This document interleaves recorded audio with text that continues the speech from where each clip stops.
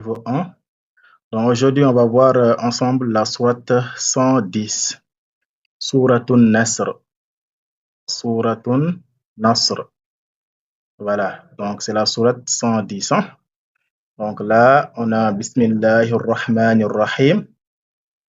Maintenant, on va entamer le verset numéro 1. Donc pour le verset 1, on a quelques règles de tajwid ici. Voilà. Donc là, on a ce qu'on appelle al-mad. Ici, c'est l'allongement. Hein? Donc ici, il faudra prolonger 4 à 5 temps. Ida ja'a, ja'a, ja'a. C'est bon? Donc là, l'allongement, c'est 4 à 5 temps. Maintenant, là, on a ce qu'on appelle le nom divin. Donc là, on avait expliqué la règle concernant ce qu'on appelle at-tafkhim wa tarqiq.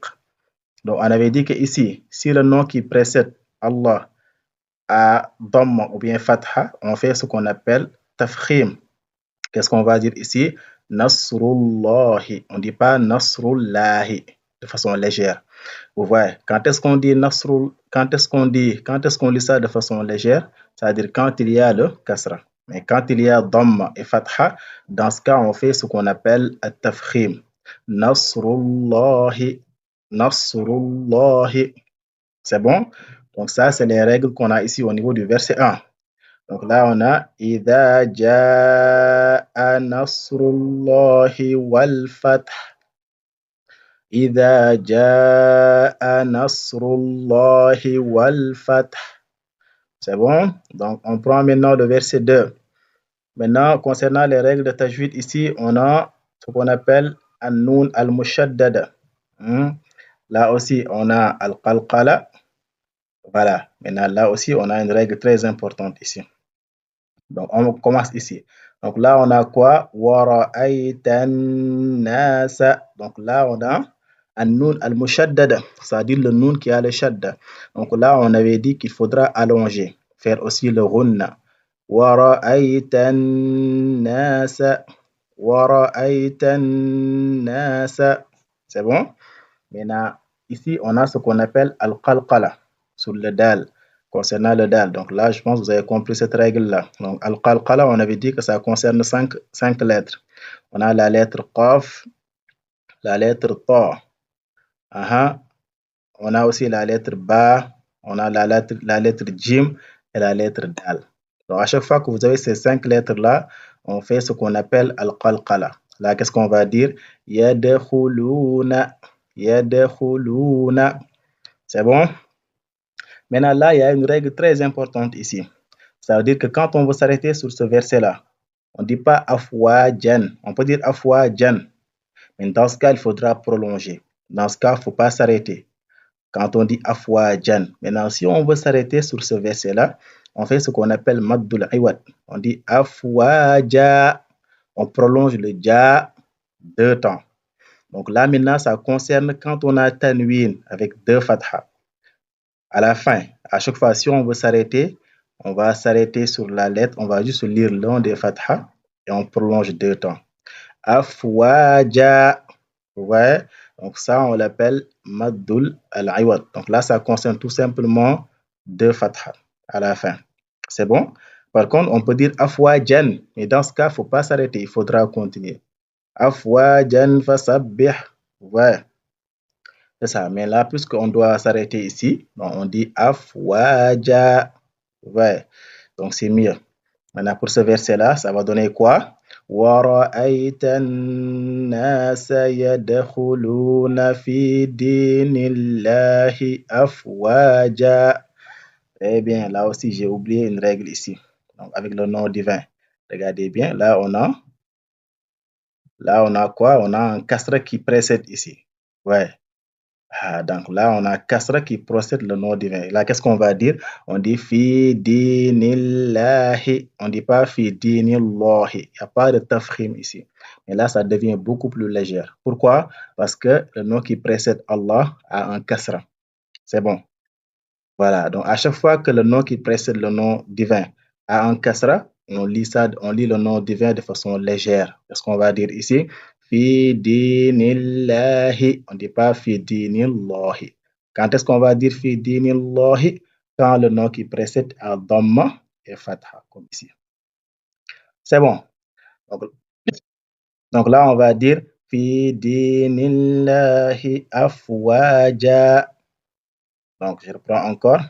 ورأيت الناس يدخلون في دين الله أفواجا. C'est bon? Maintenant, on prend le dernier verset. Donc, pour le dernier verset, on a des règles de tajwid ici. Hein? Voilà. Maintenant, le djim que vous voyez ici.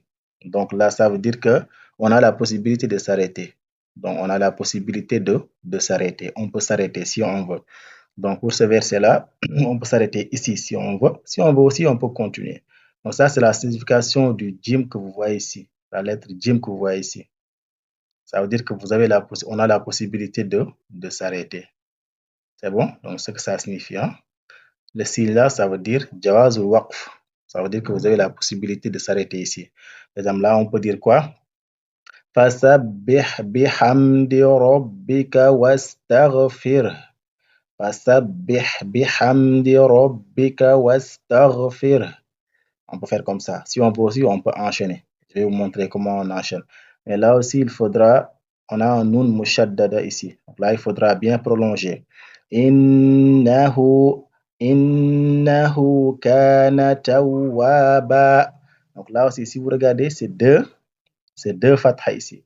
Maintenant, puisqu'on s'arrête, on lit un seul fatha et on prolonge deux, comme ici, avec afwaja. Ouais. Donc ça, on l'appelle maddul iwad. Afwaja tawwaba. C'est bon? Donc à chaque fois que vous avez deux fathas à la fin, donc là, il faudra prolonger deux temps. Afwaja tawwaba. C'est bon? Donc je vais lire maintenant ce verset-là. Fasabbih bihamdi rabbika wastaghfir. Innahu kana tawwaba. Là, c'est le premier cas. Maintenant, on va voir le cas où on peut prolonger aussi. Hein? Fasabbih bihamdi rabbika wastaghfiruhu innahu kana tawwaba. Donc, vous avez ces deux possibilités-là. Maintenant, on va lire ça. Bismillahirrahmanirrahim. إذا جاء نصر الله والفتح ورأيت الناس يدخلون في دين الله أفواجا فسبح بحمد ربك واستغفره إنه كان توابا. C'est bon? Maintenant, on va tout supprimer. Donc là, on reprend. Bismillahirrahmanirrahim.